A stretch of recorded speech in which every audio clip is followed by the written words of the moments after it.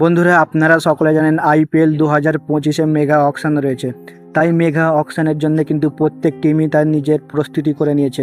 হ্যাঁ বন্ধুরা, mega auction শুরু হবার আগে প্রত্যেক টিম কিন্তু 4টি করে প্লেয়ার রিটেন করতে পারবে।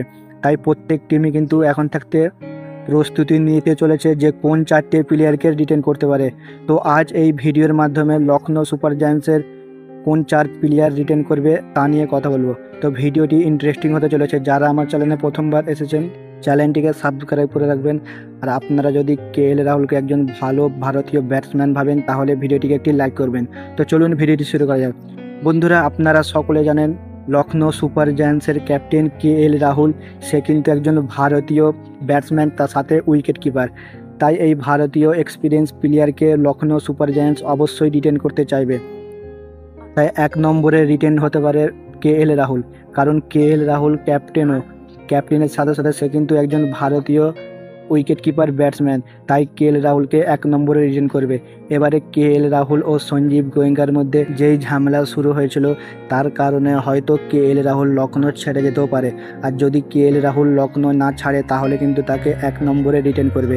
এবারে 2 নম্বরের কথা বললে 2 নম্বরে রিটেন করবে মাইকেল স্টয়নিসকে, কারণ আপনারা সকলে জানেন এর আগে যখন অকশনে হয়েছিল মাইকেল স্টয়নিসকে প্রথমে কিনে নিয়েছিল লখনৌ। তাই মাইকেল স্টয়নিসকে রিটেন করবে, কারণ মাইকেল স্টয়নিস কিন্তু একজন অলরাউন্ডার।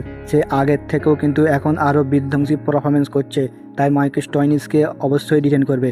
এবারে 3 নম্বরের কথা বললে 3 নম্বরে রিটেন করবে নিকোলাস পুরানকে, কারণ নিকোলাস পুরান একজন ফিনিশারের সাথে সাথে সে কিন্তু একজন ভালো উইকেট কিপারও। এবারে লখনৌতে 1 নম্বর উইকেট কিপার হিসাবে কেএল রাহুল রয়েছে। এবারে বিদেশি উইকেট কিপারের কথা বললে নিকোলাস পুরান। তো নিকোলাস পুরানকে ফিনিশার ও উইকেট কিপারের কারণে কিন্তু নিকোলাস পুরানকে 3 নম্বরে রিটেন করতে পারে। এবারে 4 নম্বরের জায়গাটা নিয়ে কিন্তু একটু ডাউট রয়েছে, কারণ 4 নম্বর জায়গার জন্য 2টি ভারতীয় স্পিন বলার রয়েছে। এক হচ্ছে রবি বিষ্ণোই, 2 হচ্ছে কুনাল পান্ডিয়া।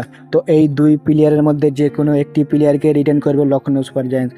এবারে রবি বিষ্ণোইয়ের কথা বললে রবি বিষ্ণোই তো ভালো এক স্পিন বল, সে বলটাই ভালো করতে পারে কিন্তু ব্যাটিং করতে পারে না।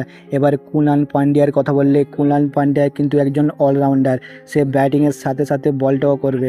তো বল ও ব্যাটিং সে কিন্তু দুটোতেই ভালো পারফরমেন্স করে।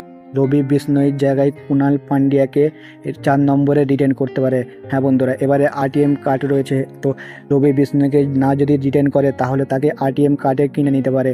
তো বন্ধুরা আপনারা কমেন্ট করে জানান রবি বিষ্ণোই ও কুনাল পান্ডিয়া এই 2 প্লেয়ারের মধ্যে কোন প্লেয়ারকে 4 নম্বরে রিটেন করবে লখনৌ সুপার জায়ান্টস।